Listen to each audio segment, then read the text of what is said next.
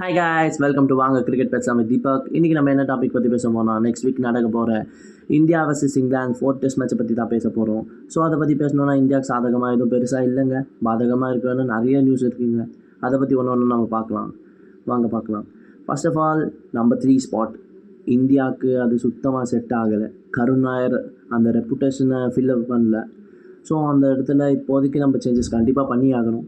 So அந்த இடத்துல யார் இருக்காங்க ரீப்ளேஸ்மெண்ட்டானா அபிமன்யு ஈஸ்வரன் இருக்கார். ரொம்ப வருஷமாக டொமஸ்டிக்லேயும் இந்தியா ஏலையும் அவ்வளோ உயிரை கொடுத்து பர்ஃபார்ம் பண்ணுறாரு. இன்னும் ஒரு சிங்கிள் சான்ஸ் கூட அவருக்கு கொடுக்கலங்க. I feel bad for him. So அவரை ட்ரை பண்ணால் ரொம்ப சந்தோஷப்படுவேன். அண்டு நம்ம தமிழ்நாட்டு கிங் சாய் சுதர்ஷன் இருக்கார். அவர் ஆல்ரெடி கவுண்டியில் நல்லா ப்ரூவ் பண்ணிட்டார். அவருக்கு ஐபிஎல்லில் வச்சு செம்ம பர்ஃபார்மன்ஸ் பண்ணி இப்போ திரும்ப இந்தியா டீமுக்குள்ளே வந்திருக்காரு. ஸோ நல்ல விஷயந்தான், யார் கிடைச்சாலும் ஓகே தான். அபிமன்யுஸ்வரன் அண்ட் சாய் சுதர்ஷன். ஸோ இன்னும் பெரிய ப்ராப்ளம் என்னென்னா ரிஷப் பண்ணிட்டு நெக்ஸ்ட் மேட்ச் இருப்பாரான்னு டவுட்டுங்க. அவருக்கு லாஸ்ட் மேட்ச் நடந்த இன்ஜுரினாலே இந்த மேட்ச் த்ரூஜூரில் தான் இப்போதைக்கு வரைக்கும் கீப்பிங் ப்ராக்டிஸ் பண்ணிகிட்ருக்காரு. ஸோ மேபி அவருக்கு பதிலாக அவர் வருவார். ஸோ அவர் ரிஷப் பண்ணிட்டு ரூல்ட் அவுட் ஆனால் சாய் சுதர்ஷன் நிறைய சான்சஸ் இருக்குங்க. ஏன்னா லெஃப்ட் ஹேண்டர் வேணும். ஸோ அந்த லெஃப்ட் ஹேண்ட் ஆப்ஷனுக்காக அவர் இறக்கி விடுவாங்க.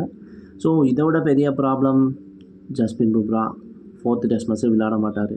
ஸோ அது மட்டும்தான் பிரச்சனைன்னு பார்த்து சரி ஹர்ஷ்தீப்பாவது வருவாருன்னு நினச்சா ஹர்ஷ்தீப் சிங்கும் இப்போ 4th and 5th டெஸ்ட் மேட்ச்சில் ரூல்ட் அவுட்டுங்க. அவருக்கு பதிலாக இப்போ தான் ரீப்ளேஸ்மெண்ட் அனௌன்ஸ் பண்ணியிருக்காங்க, Anshul Kamboj. So Anshul Kamboj already red பாலில் நல்ல ப்ரூவன் தான்.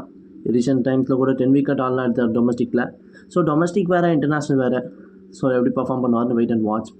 So Prasidh Krishna again chance கொடுக்குது எனக்கு சுத்தமாக விருப்பம் இல்லைங்க. பாவம் அவர் ஐபிஎல் அவ்வளோ சூப்பராக பர்ஃபார்ம் பண்ணிட்டு டெஸ்ட் மேட்ச்சில் ஒரு 6 ரன்னுக்கு மேலே எக்கானமி வச்சுருக்குதுன்னா ரொம்ப கேவலமான விஷயங்க. ஓப்பனாக சொல்லணும்னா இந்தியன் பவுலர்ஸ் யாருமே அந்த மாதிரி போட்டதில்லை எனக்கு தெரிஞ்ச வரைக்கும்.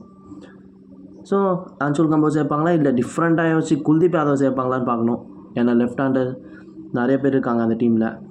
அதுவும் இல்லாமல் லெக் ஸ்பின்னர் சுத்தமாக ஆட மாட்டாங்க இங்கிலாந்து. பெருசாக எந்த பிளேஸும் லெக் ஸ்பின்னருக்கு நல்லா ஆடுற பிளேஸ் கிடையாது.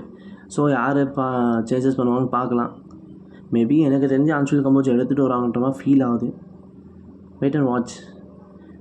Already GG and kill combo நிறைய கான்ட்ரவர்சி ஃபேஸ் பண்ணிட்டாங்க. ஸோ இதெல்லாம் ஒரு கான்ட்ரவர்சியே இல்லை. So hope the best. Thank you for watching my video and signing off DK. Thank you.